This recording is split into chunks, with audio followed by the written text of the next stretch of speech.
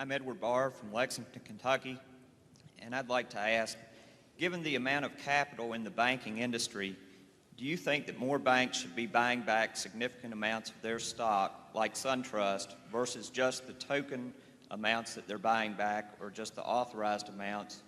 And then also, related question in banking, are banks too focused on goodwill amortization when declining to buy other banks for cash, thereby using purchase accounting, versus the normal practice in the industry of pooling accounting, even when the stock that they issue may be depressed or undervalued? Well, the first question about the capital in the industry, that you really have to look at that on a bank-by-bank basis, and there is a lot more repurchasing of shares by banks taking place. You mentioned SunTrust, but National City they bought it back, I think 5% of their, National City of Cleveland bought back 5% of their stock in the first quarter.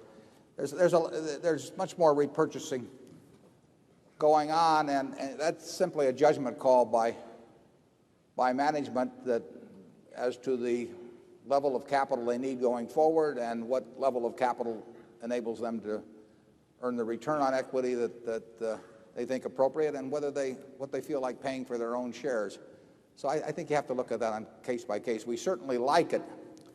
If we were to own a bank, we would, or own shares in a bank, we would like the idea of the bank repurchasing its stock at a price that we thought was attractive. We would think that they probably knew more about their own bank than some other bank they were going to buy, and that if the numbers are right, it's an attractive way to use capital. Your second question about goodwill amortization and purchase accounting versus pooling, we care not. At Berkshire, it absolutely makes no difference to us what accounting treatment we get on something. We are interested in the economics of a transaction. Some banks, some businesses generally, most businesses perhaps, prefer pooling because they don't like to take a goodwill amortization charge. We think our shareholders are smart enough, particularly if we make it clear to them the accounting consequences. We think they're smart enough to look through to the economic reality of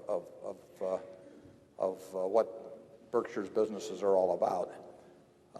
And I think that some managements sell short their own ownership group by doing various kinds of financial acrobatics in order to have the charges come in a certain way rather than, as you point out, often they might be better off buying for cash rather than their own stock as currency, but they may prefer to use their own stock because they avoid goodwill charges.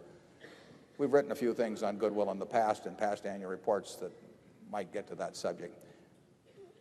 We don't care what accounting.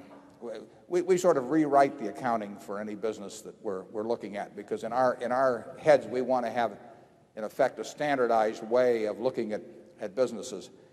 And if one company goes through pooling transactions and another goes through purchase transactions, we're going to recast them in our own mind so that there's comparability. Charlie? Yeah, the published accounting results are in accordance with standard convention, and they're a place to start economic analysis. The figures are frequently quite silly on a functional basis.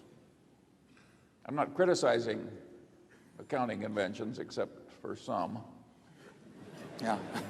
But I think it's just a place to start thinking about economic reality. By their nature, they can't tie perfectly.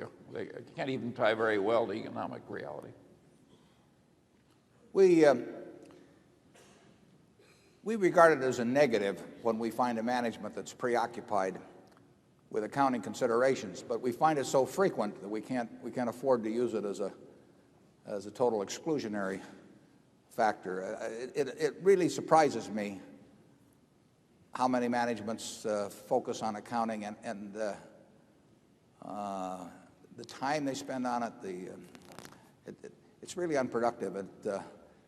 If you find a management that doesn't care about the accounting but does explain to you in clear terms what's going on, I think you should regard that as a plus in owning a security.